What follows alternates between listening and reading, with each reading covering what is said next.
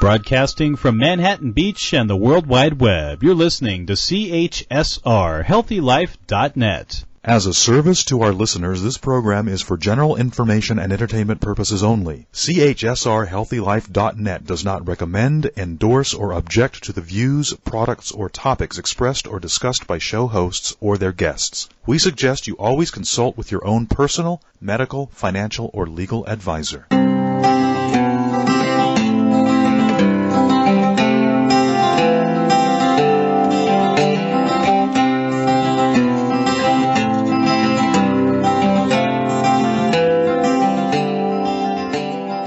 Greetings, you're listening to Guiding Stars Evolutionary Astrology Radio. This is Kristen Fontana, and I'm here with my friend and colleague, Rose Marcus from Vancouver, Canada. Welcome back, my friend. Hello. How are you today? Doing well. It is a few days post the solar eclipse in Scorpio. It was a partial. Sun, Moon, Venus in Scorpio just on Tuesday, October 25th. We're recording this on Thursday, October 27th, so hopefully it'll be live tomorrow. You guys will catch all the goods right away. But before we dive in, Rose and I are part of a wonderful new class series, a Pluto class series that just started the first weekend of October when we joined together to discuss the coming Mars retrograde transit in Gemini, upcoming Sunday, October 30th. We'll talk about that some today. But we did a 90-minute class on this particular transit, which is really important for all of us. Mars is we call it the lead point in our evolution because it's the planet that governs your instinctual nature. And so with Mars being the younger brother to Pluto, which is the soul, they work in tandem, and Mars will grab a hold of what your soul wants subconsciously, and through your instinct will make choices and take action and manifest different things in the world that your soul is wanting to experience or to call in for yourself or to actualize. So it's a very important transit for all of us collectively and personally, and Mars will be in the sign of Gemini all the way until the end of March, but we'll be going retrograde the end of this month. So that was the first class series, or first class as part of the series. We'll be having a class once a month with some other evolutionary astrologers, David Green, Ari Moshe, and Rav Shahal, and we're team teaching until June. So if you want more information about this, the next class is on the Pluto paradigm with Deva and Rob, but all the teachers are present for the classes. Please check out jwgaea.org. And we look forward to seeing you if you're interested in joining us. It's a wonderful time to connect through community. So I just wanted to share more about that, Rose, before we dive into these transits. Is there anything you'd like to add? No, we had a great time, you and I, we did. in the class, and looking forward to the lecture series unfolding. So, yeah, please join us. Yeah, for sure. Definitely. Yeah. All right, well, solar eclipse in Scorpio is ruled by Pluto. Pluto is the soul and the planet of empowerment, and it's an intense time, and we have a 2-week window now that we've just entered. It's called eclipse season. We've accessed a portal of energy that's 2 weeks long, although the energy before and after is quite potent as well. And so this new moon eclipse was conjunct Venus, which has to do with anything that holds earthly meaning is Venus. So whether it's love or money, right? We need money to survive, and sometimes things are coming out of the blue that we need to finance, or sometimes there could be a windfall if you're lucky. But in terms of relationships, too, this is a big time to really look at how those relationships in your life can evolve or end if they're not moving in a direction that contributes to your evolution. So how do you see this? There are, of course, we have an astrological deck. So we have some other planets like Neptune is very strong right now and so forth. But the eclipse in Scorpio, 2 degrees. If you have anything at the early end of the fixed signs, which are Taurus, Leo, Scorpio, and Aquarius, then likely this eclipse was very dynamic for you. And Venus also has to do with, an eclipse has to do also, too, with endings and beginnings. Venus is a mortality archetype. And Scorpio is what I'll say an absolute archetype as well too. And what I mean by that is the change that Scorpio is a transformative archetype.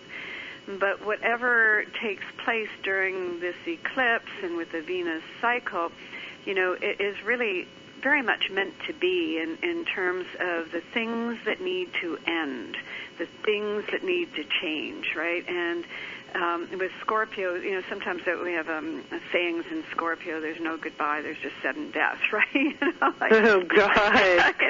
Oh, my goodness. It's one of the sayings that we have with that. But it is the things that have come to an end. Maybe you see the absoluteness of that in terms of meant to be, right? And I'll just say some of the things that have come to an end with the eclipse are well timed to come to an end, right?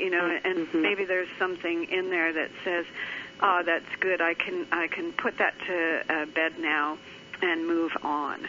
And I think that is a positive in terms of the eclipse. Now, there are other things, and Mars is just about to turn retrograde, so there's some things that are unfinished and things that need to go further and things that need more processing. And even in the endings that may be occurring for you right now, you may make the decision to quit or end or so on, but you may have further to go before you can actually leave that behind. And of course, when it comes to emotional matters, we never really are finished with it. We're just continuing to integrate whatever the experiential track is, right? Mm-hmm. Yeah, I mean, we're always in a state of becoming, perpetual evolution, right? So we don't evolve in a day. Rome was not built in a day, as they say. Yeah. And so who can handle it all at once? We just are moving at the speed that we feel we can. And during an eclipse season, if we're dawdling, if we're moving too slow, or feeling or resisting necessary growth, then it can be very catalytic. Is that a word? Catalyst is a word, I know, but feels like a real catalyst can occur to propel us further along and fast. Mm-hmm. Yeah, just to bring up something that took place in the world, which was very interesting to watch what was going on in Britain with the politics, right? Uh-huh. And that was the Prime Minister who, Liz Truss, had only been in power for a very, very short period of time. Just it collapsed, like boom, just collapsed. And here's Boris Johnson, who was ousted quite recently, thinking about coming back. That Mars in Gemini piece of, well, maybe I will, and how swiftly that whole thing fell into place. It's like, who will the next Prime Minister be? And it just kind of went like a domino effect, boom, boom, boom, and Rishi Sunak is now in there. And I just thought that all took place on the eclipse. On the day of the eclipse, he was announced as the Prime Minister, and he's a practicing Hindu, and the festival of Diwali was happening at the same time, so I think that is kind of auspicious for that culture. And Diwali is the triumph of the light over the dark, right? Which is totally Scorpio. So on a symbolic level, not saying that he is the triumph of light over darkness, but it's just it was an interesting thing going on in the world in terms of how swift the dynamic of that eclipse was in creating whatever was to take place next. Now, they say that, of course, he will have his problems because he's controversial and blah, blah, blah. But for this moment, it really was a demonstration of how decisive the eclipse was. This is done, starting, and now. and those are eclipses, a new moon eclipse, a solar eclipse, is a more potent new moon. So on solar eclipses, something ends and something else begins, and that happens in a most well-defined way. Yeah, exactly. And, things can happen, as you said, like turn on a dime. They can seem to appear out of nowhere, but it's because something else has been building, something is really needed and necessary at that time. And very much about just radical change, waking people up. It's what the times need. I mean, it can swing in either direction. I'm not saying all good things happen, for sure. I mean, we've all experienced both sides of this, right? And witnessed and wonderful things happening during an eclipse and tragic. It's just one of those things that you never know. But at the same time, there's probably been many eclipses where it's been more observing something in the world or in someone else's life. If that eclipse is not contacting personal planets or making hard aspects, it might be just something that you're experiencing because you're part of the collective or you're watching something occur in the world. So, because an eclipse is, another word for an eclipse would be a Uranian phenomenon. It's very much an Aquarian, Uranian experience, juiced up, right, electric in nature, then there's no astrologer or crystal ball reader, psychic can predict what happens during an eclipse, in my opinion. I don't know about you, Rose. What do you think? Exactly, and I think the ancients used to think of eclipses as ominous, right? But each one is unique, and they operate in unique ways. And on the technical end, the astrological technical end, an eclipse will occur in relationship to the north or south nodes. And this is what dials up the kind of karmic nature of things, the north and south nodes. This is, again, triggers, they're sensitive points that it's the interfacing of the sun, the moon, and the earth, the way everything is lining up there for those nodes and the relationship of the sun and moon in relationship to the nodes are going to open up something that is of your past, that is at a relive or fruition place or a combination of both.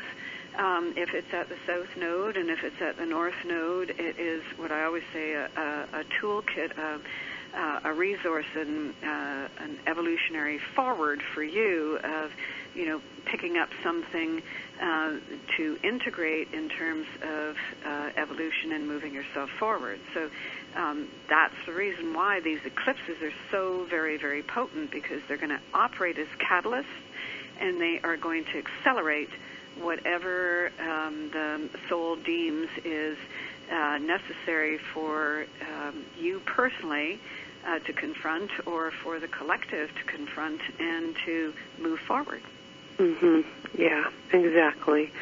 That's such an important point. And in evolutionary astrology, the paradigm that we use to get into the chart, essentially where we always start with Pluto, which rules Scorpio.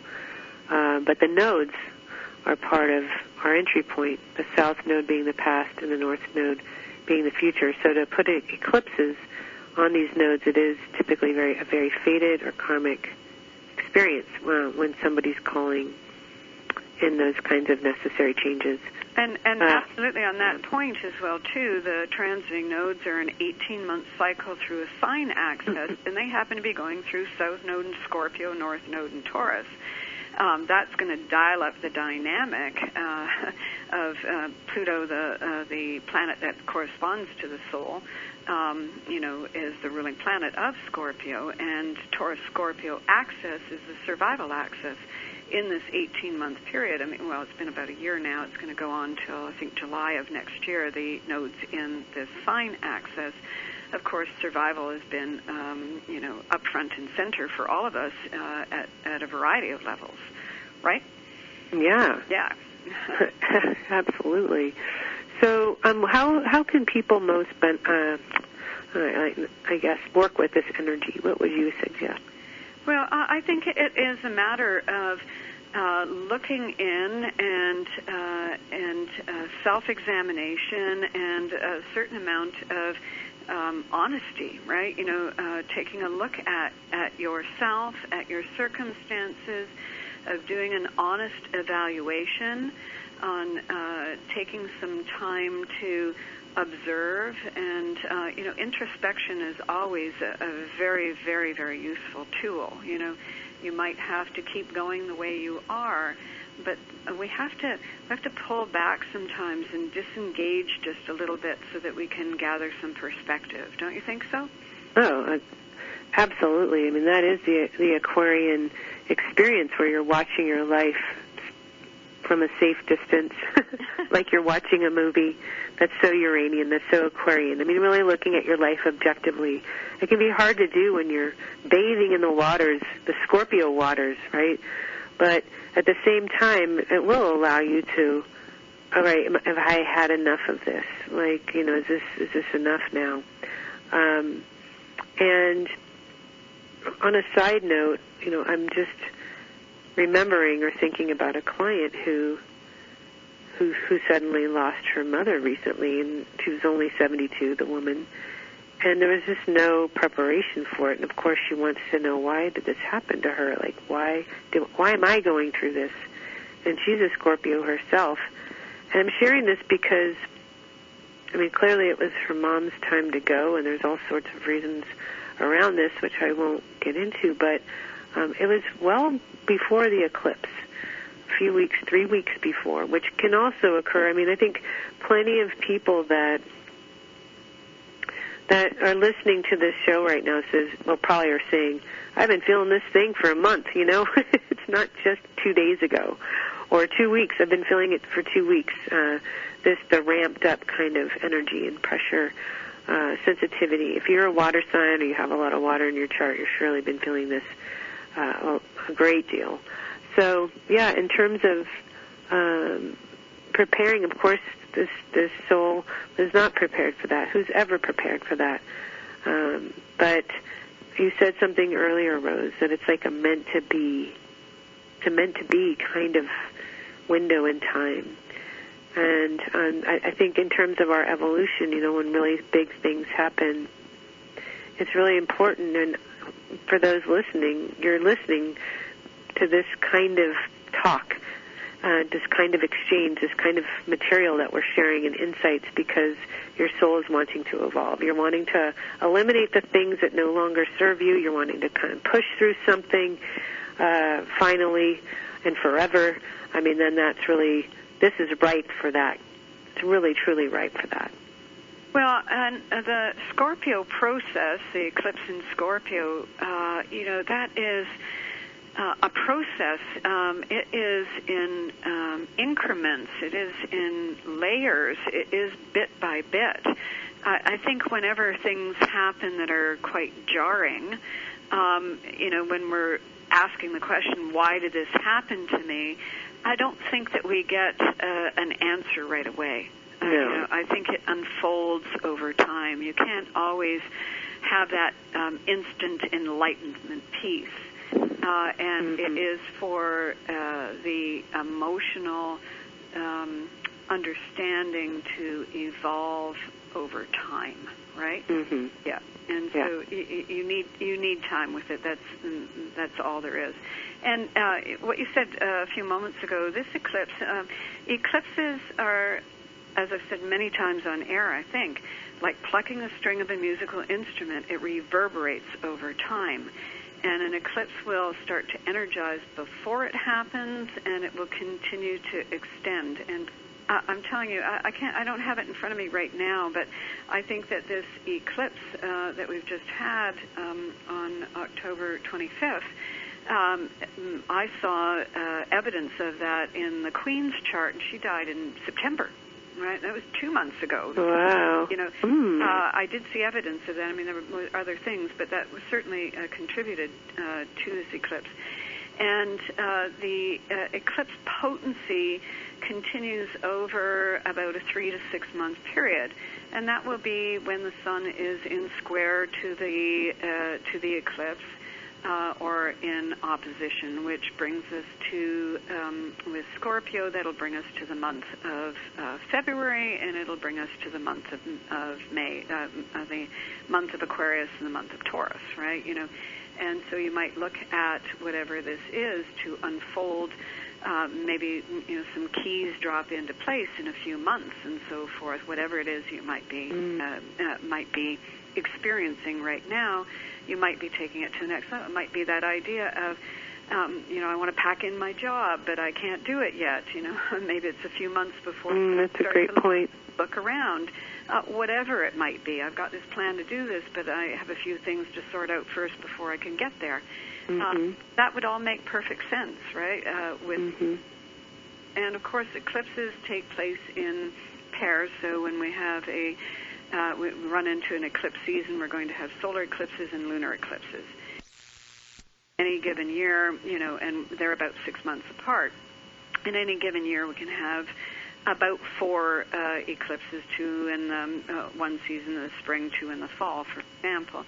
And we can have up to about 6 in the course of a year. This particular year has 4, and both of the lunar eclipses, which we're going to talk about after the break, I think, November 8, both of the eclipses of the year have been total lunar eclipses. So the eclipse that we just experienced was partial solar eclipse, but I think it was potent anyway, and we're coming up to a total lunar eclipse in a couple of weeks. Right. So we will talk about these 2 bookends of energy. That inside those bookends is a 2-week portal now that you're swimming or flying through. You're swimming to new depths and you're flying to new heights. Just hold on tight, ready or not. We'll be right back. People say trudging. Oh, trudging. Okay. Okay. We'll be right back after the break.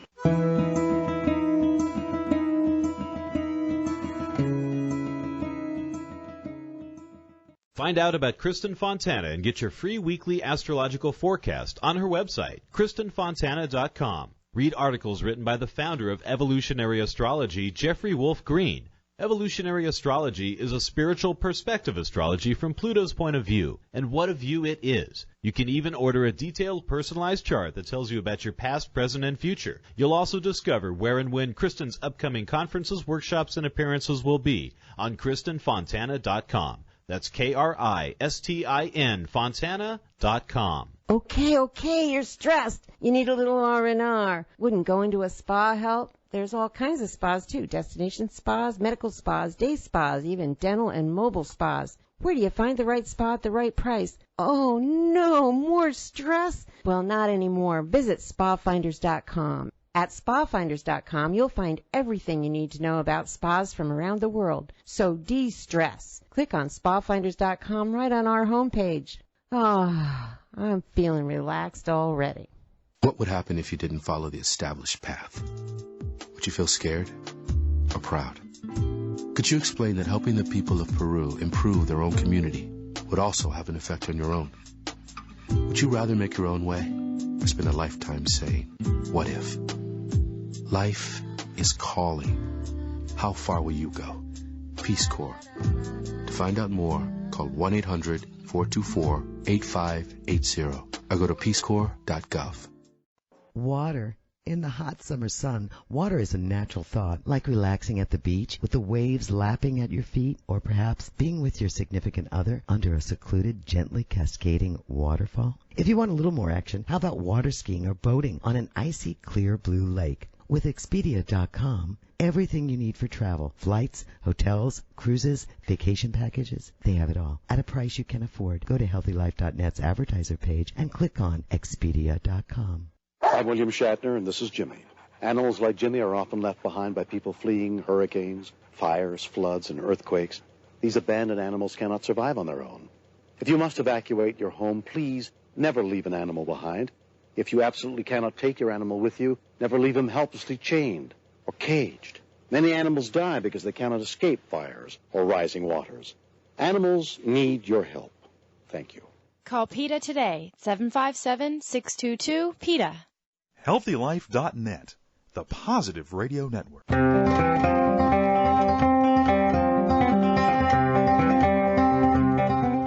We are back. I'm here with Rose Marcus from Vancouver, Canada, and we are discussing the eclipse. So in 2 weeks' time, we will have a total lunar eclipse in Taurus, and reminding, too, that whatever is going on now is the focus for the next 6 months. And like you said, Rose, I mean, there's some things that might not play out for a few months from now, and I really know this Mars retrograde transit's a big part of that, because we're all going to be reflecting about what we want. Is what I want leading me forward? Do I still want that? Maybe I want this too. You know, there's a variety of things we might be exploring under a Mars retrograde, or we might be eliminating some things and adding something new. And this occurs before we talk about, I think, that total lunar eclipse. Let's talk about Mars stationing retrograde in Gemini on Sunday, October 30th, where it will be retrograde until January 12th, 2023. Oh, yeah, and you and I have done a whole lecture on this, but of course we've been watching it, and so is every other astrologer. It's a very important cycle. All the planets, except for the Sun and Moon, of course, go retrograde over the course of their orbits. And Mars is the least retrograde, going retrograde once every 2 years. Outer planets do retrogrades every year. Venus does a retrograde every 18 months. Mars is about 2 years. And the Mars transit in general is about 5 to 6 weeks through a sign. But because of this retrograde, we've got 7 months of Mars in Gemini. And that is really something important to talk about. And so Mars went into Gemini, I think it was August 20th, and it will leave at the end of March. And it goes retrograde on the 30th at 25 degrees of Gemini. So if you are late born in Gemini, that Mars might not reach your Sun until we get to March of next year. If you have any planets in mutable signs, and that will be Gemini, Virgo, Sagittarius, or Pisces, then this Mars transit is going to be very relevant for you. And those are just a few things. I mean, you have to really see where it's going on in your chart. But it's going to spend 7 months in a part of your chart, in a house of your chart, and that's going to dial up a particular circumstance or a particular matter, right? Mm-hmm. And, I think that this is hugely, hugely important, because Gemini, it is information gathering, and I think that of this Gemini, it is the last time that Mars is going to be taking a retrograde cycle before Pluto exits Capricorn, and Mars and Pluto are a planetary pair. And what I think about this, any retrograde aspect is revisit, relive. But what I think about this particular Mars in Gemini retrograde is that it is dialing up something very, very specific that your soul is choosing to review.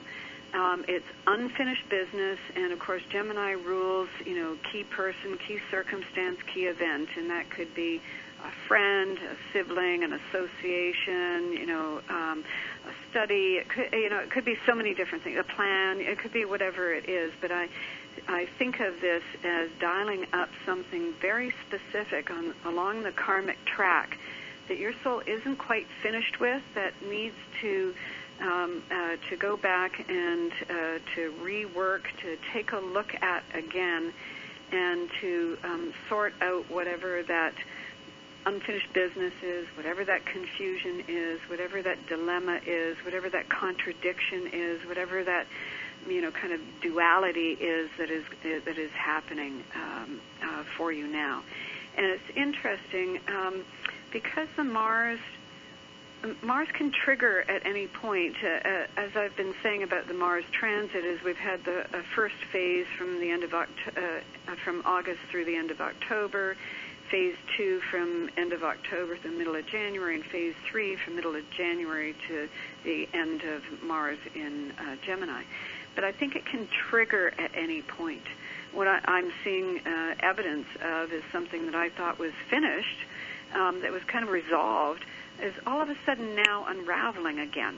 That's interesting. Just as it's getting to the point of retrograde, I thought, oh, okay, well, that's kind of solved. It's kind of everybody in their corner and everybody kind of sorting themselves out. Oh, wait a minute here.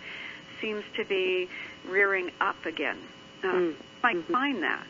And it is interesting. It operates at a kind of a different pacing depending on where that is, what the dynamic is related to your chart.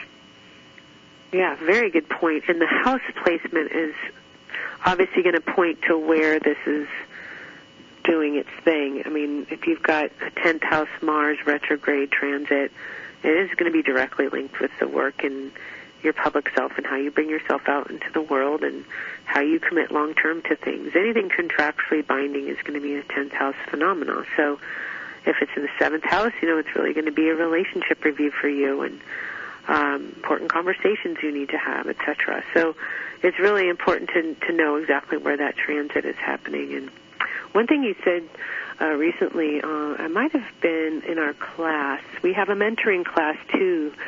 2 weeks after we have the team teaching that occurs the first weekend of every month, there is a mentorship class for those who want to practice what we've just taught. We can share personal charts, etc. And someone was asking about a Cancer rising that puts Mars and Gemini in the 12th house. And anytime you put Mars in a water house, boy, you're going to feel all the emotional things and pieces, and it's really going to, in this case, there's a certain healing that has to happen. Something's coming full circle. But, there is a light and a shadow to every transit. And you said something about unlocking the latent capacity for somebody, the Pisces thing. And I love that because sometimes we can get so fixed on something that, when anything involves the 12th house, people tend to spin. They start to read stuff, they start to freak out. And sometimes we don't have our footing when something's prominently in the 12th through transit. We can feel like we're in a fog. And speaking of which, Mars is squaring Neptune now, so sometimes we can't see clearly far ahead what might be playing out. Can you speak to more about the latent capacity, because I think that's inspiring? Well, that's the nature of the 12th house. It's the nature of Pisces, and it's the nature of Neptune.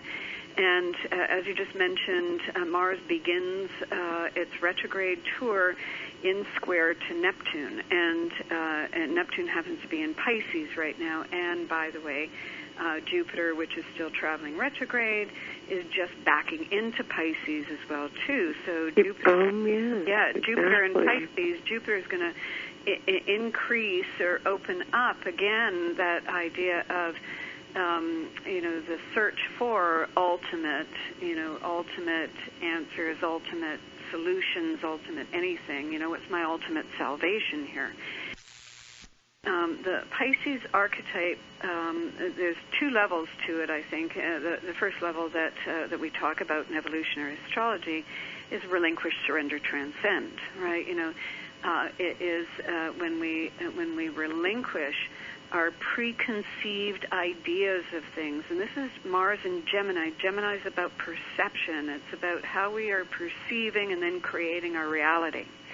And this Mars-Neptune square right now is not allowing for real clarity and requires that we relinquish that kind of envisioning.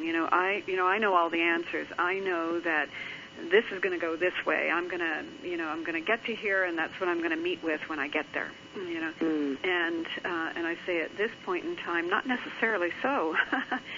Mars retrograde is changing the direction of things. I have a lot more to say. I heard the station break. Shall I pause here and we come back?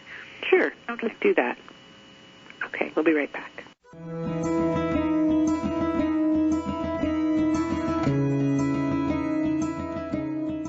Find out about Kristen Fontana and get your free weekly astrological forecast on her website, KristenFontana.com. Read articles written by the founder of evolutionary astrology, Jeffrey Wolf Green. Evolutionary astrology is a spiritual perspective astrology from Pluto's point of view, and what a view it is. You can even order a detailed, personalized chart that tells you about your past, present, and future. You'll also discover where and when Kristen's upcoming conferences, workshops, and appearances will be on KristenFontana.com. That's KRISTIN Fontana.com.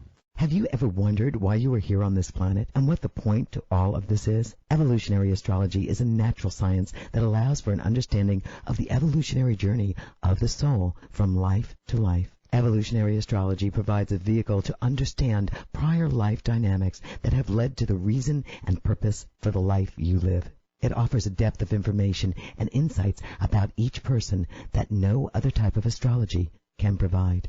As Jeffrey Wolf Green, the founder of evolutionary astrology, says, for those who wish to unveil the depth of who you actually are, I would highly recommend that you seek out qualified evolutionary astrologers such as Kristen Fontana and other graduated students of the School of Evolutionary Astrology. For those who are considering becoming an astrologer to make it a natural career, I'd recommend that you consider Jeffrey Wolf Green's School of Evolutionary Astrology, or it will assist you in answering and your clients answering a big question. Why am I here? Thanks for listening, and God bless.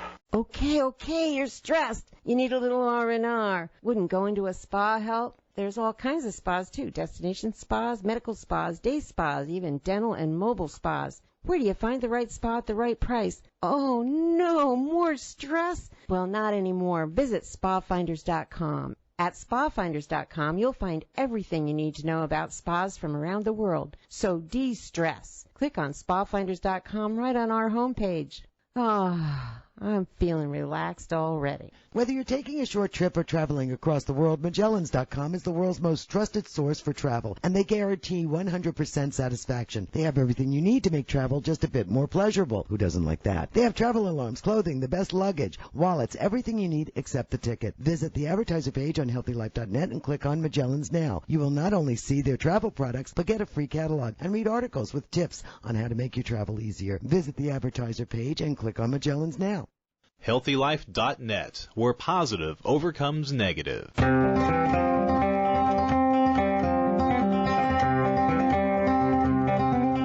We have returned, discussing transits for the end of October, moving into November during eclipse season. In particular, now talking about this Piscean influence. Jupiter is at 0 Aries. It's about, as we're speaking, perhaps when people get a hold of this recording, it will have backed into Pisces, which is the sign of what holds ultimate meaning. Yeah, absolutely. And, and Pisces, when you get confused, what do? You let go, right? Sometimes when you get confused, you just have to take a pause. And that might be something worth noting if you can't see your way clear. But what these transits are meant to do is, Pisces is an exposing or revealing archetype. And if you will relinquish, surrender, and allow this, one way or another, the Pisces influence is going to reveal or expose whatever it is you don't know now. It's going to create that. So that's the one piece of it. And the other part is the 12th house archetype, the Pisces archetype, is about latent potentials.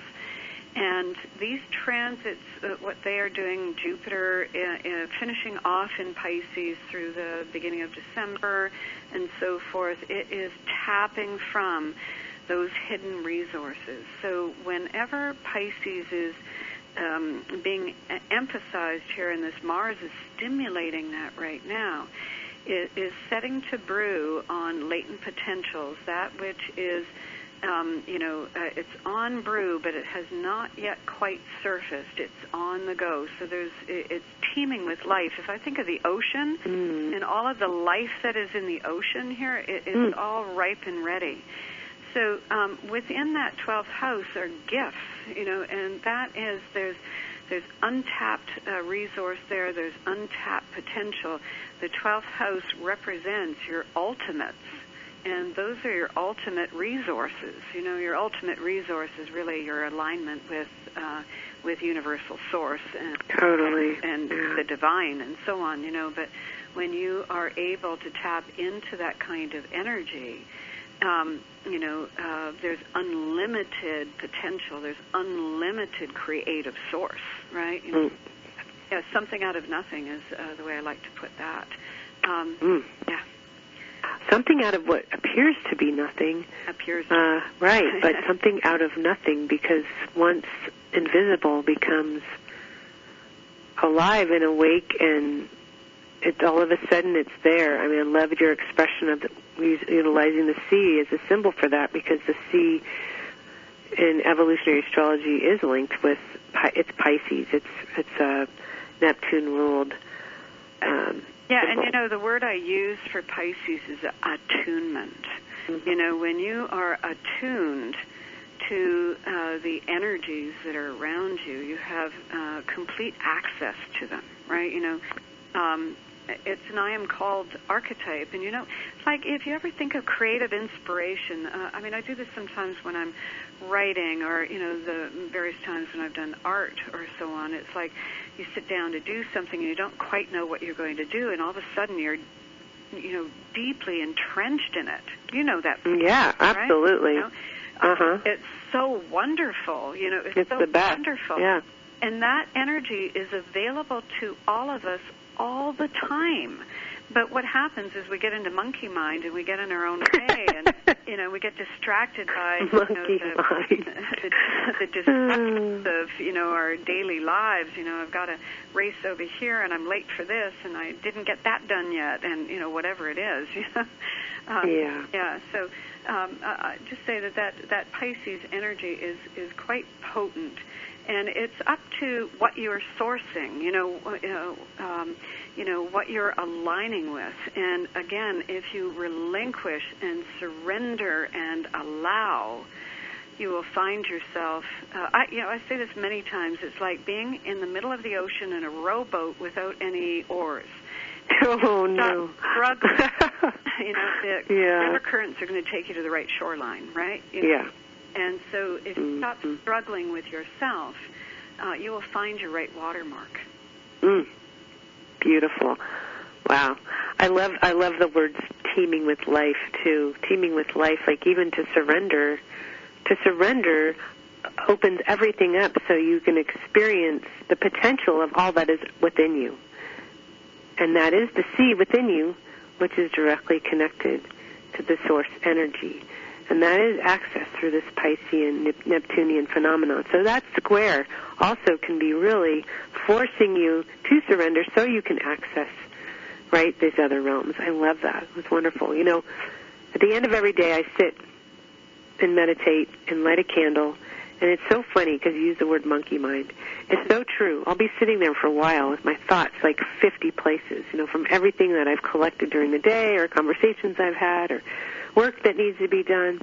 And I'm like, what am I doing? Just come on, Fontana, just stop thinking, But thank God I'm doing this because I can't go to bed with all those thoughts in my brain, right? So it's an important thing to have practical things that you do for yourself to clear the mind, to clear what those thoughts, we all get caught up in the swirl of our life, and it's so freeing just to be able to sweep it away, or just to dive into the water and let it wash away. So I encourage everybody to, with the Mars retrograde transit, if you're not doing it already, to really create some time and space in your day where you can clear that mental field so you have greater access to the other side.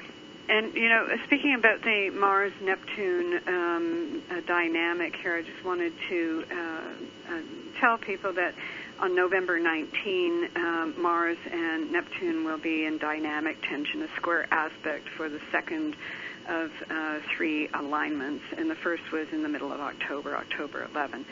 So if you are moving through this period of time feeling uncertain or uncertain of the direction forward, uncertain of which choice you should make, and so on, look to about the middle of the month to give you another piece of information that might be relevant to seeing your way clearer. And there are some other Neptune aspects taking place just in the week before. The 12th, Mercury trines Neptune, and on the 14th, the Sun trines Neptune. So setting up in the week before, there are things that are opening up or energizing that are allowing for there to be that point of revelation. Ooh, I love that. When is Mercury trining Neptune? That's the 12th. On the 12th, yeah. On the 12th, yeah. Oh, that's a nice one. So if you think about it, too, I mean, Mercury will be close to the Sun, close to Venus, trining Neptune, and Mercury rules Mars retrograde in Gemini. Right, exactly. So, yeah, perfect. And that Mars is squaring Neptune. So that is such a parting of the veil or parting of the clouds, and the information you need to see things more clearly and then to direct yourself. I love how November ends with Mars trining Saturn, so we'll talk about that, too, after the eclipse, the full moon eclipse, right after the break.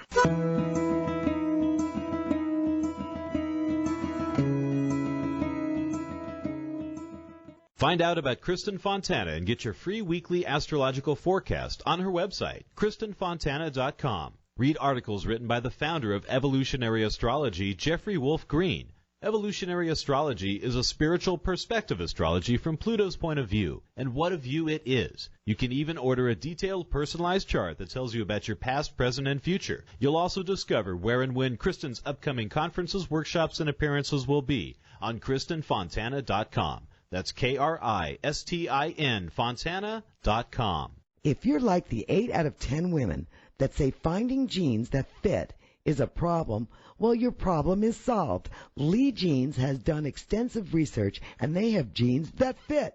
There's even an online Lee Fit Finder so you can find the right fit for you. Imagine jeans that instantly slim you with a custom fit and no gap waistband. And guys, kids, Lee has jeans for you too. Click through to Lee's Jeans on the HealthyLife.net advertiser page and get what fits. Take one step towards spirit.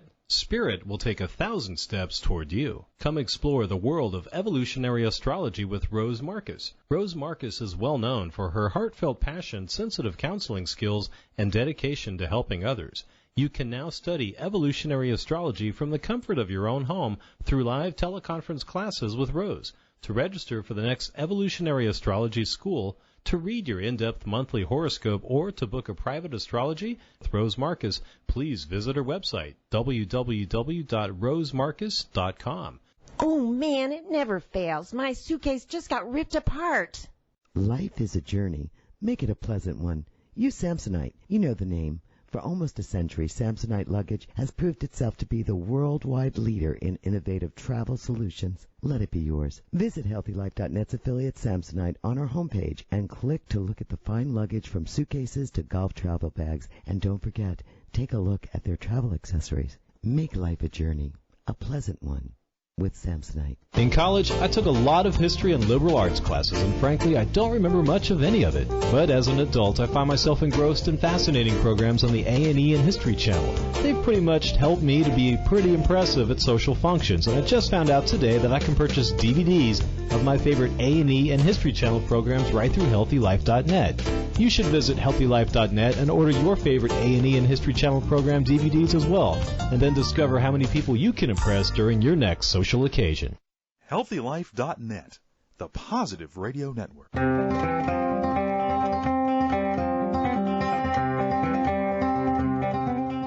right, we are working through the month of November 2022, discussing transits and its eclipse season. We've delayed, and talking about the total lunar eclipse in Taurus, which is conjunct Uranus opposing Venus in Scorpio. Wow. So, wow. Yeah, you talk about this. Well, yeah. So the eclipse is 16 degrees Taurus. So again, that will be relevant to you if you have any planets or the fixed signs in the middle of the fixed signs that I mentioned earlier: Taurus, Leo, Scorpio, and Aquarius. And this is so dynamic because it's a total lunar eclipse. And it's conjunct Uranus. Uranus is also 16 degrees. It's retrograde right now. And the eclipse sun is conjunct Mercury. So there's a Mercury-Uranus opposition on the total lunar eclipse, and Venus is in the mix as well, too, as you just said there. So, first of all, any eclipse that is involving Uranus is pretty dynamic, right? And then we have the Mercury-Uranus, the Mercury-Uranus opposition, which is pretty dynamic. And again, reminding folks out there that Mercury is the ruler of Gemini, and Mars has just turned retrograde. And additionally, the eclipse is also in dynamic tension to Saturn, which is in the sign of Aquarius, which Uranus rules. This is the end of October through this eclipse in November. Uranus and Saturn, which are a planetary pair that were kind of wreaking havoc on 2021, are at their tightest formation right here, end of October into the eclipse here, middle of November. And then Saturn, which is a faster mover, is going to move on. It's in direct motion. Uranus is still retrograde here, but we finally get... What I said about last year, it was kind of traveling with the brakes on, right? So this Uranus-Saturn is geared for a breakthrough. Mercury-Uranus is geared for a breakthrough. And, of course, the November 8 date is the midterm U.S. election in the USA, which I assume is going to be quite a wild day. What do you think? Oh, my gosh, it's going to be so wild. Jeez Louise. Well, it is going to be wild. Uranus and Aquarius rule politics, right? So we've got a lot of stress on this chart. A total lunar eclipse in Taurus, it has everything to do with what has value and meaning. It has everything to do with the material world as well too. So I think we'll see quite a roller coaster going on there in financial markets, and the fact that we've got Mercury-Uranus opposition here. Something comes to light that has been underground, right? It's a Scorpio piece of that is some revelation as well too. I have someone I know, a colleague that does financial astrology, that thinks that there might be a cyber attack at this point in time. So we'll watch out for that. Of course, Aquarius rules the computer, and I don't know what the electronic stuff is with the election, but there may be things along that line. So.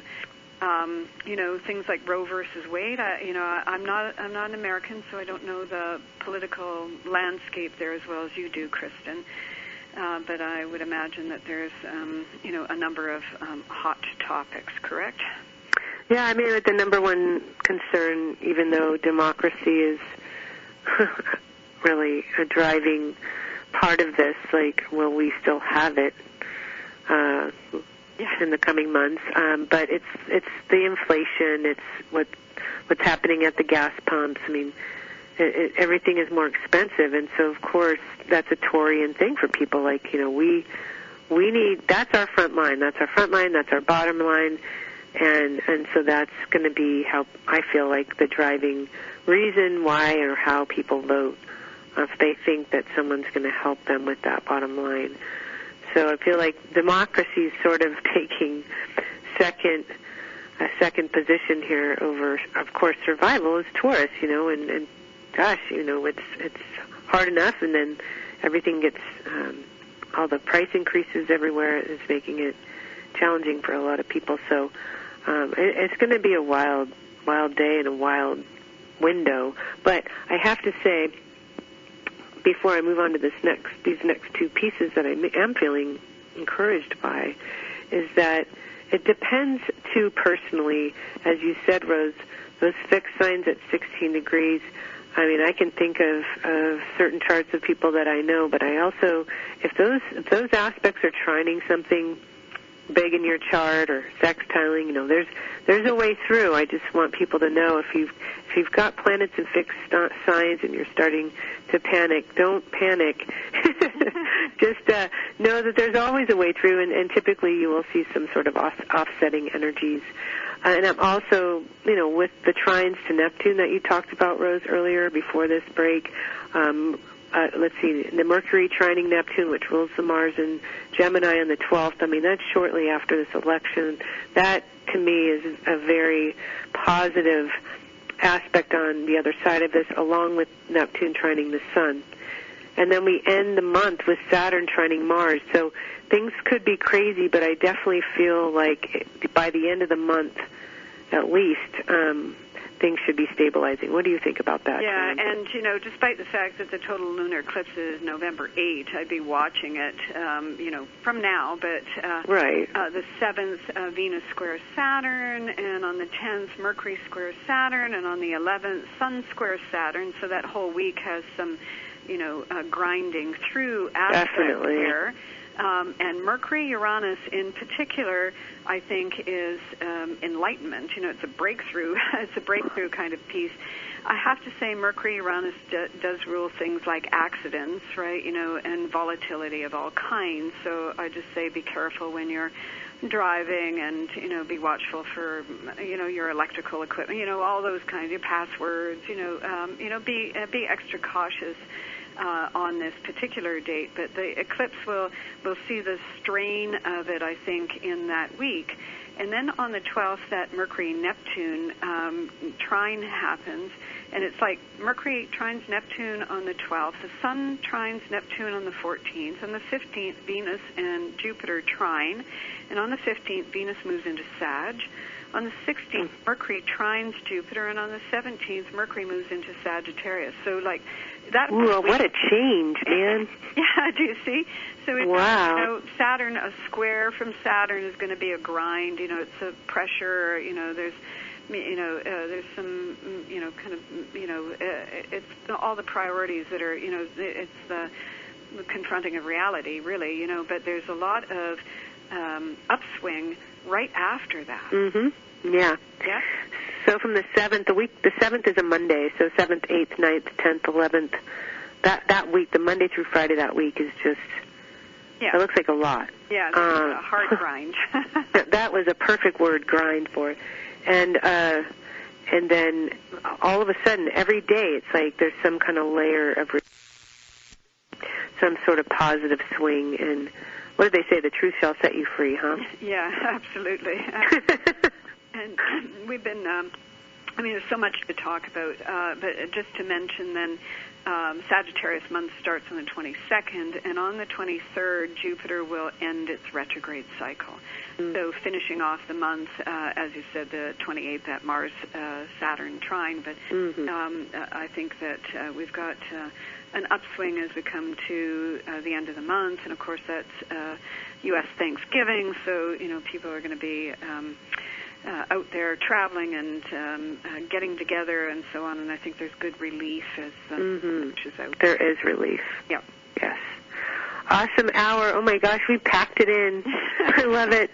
Thank you so much for joining me as always, Rose. I really love our time together, and we're hoping you all feel a little bit more aware and ready for what's coming, and just look forward to seeing you all next time, or being with you all energetically, and being with you too, Rose. Until then, namaste.